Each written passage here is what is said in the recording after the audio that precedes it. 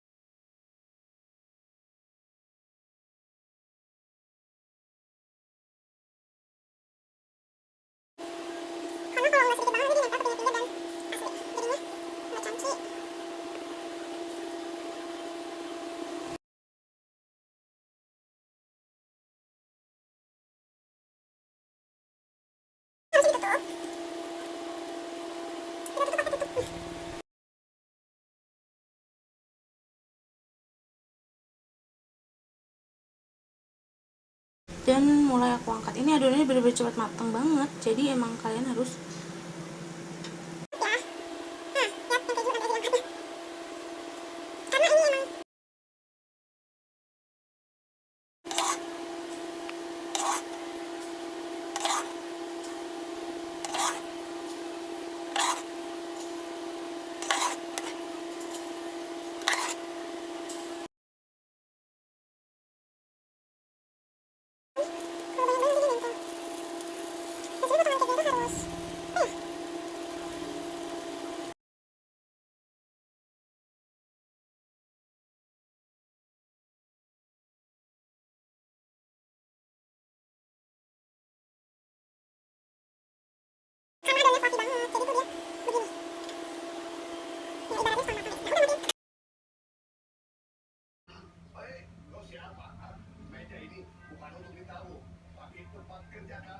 Nah ini dia, tar udah jadi.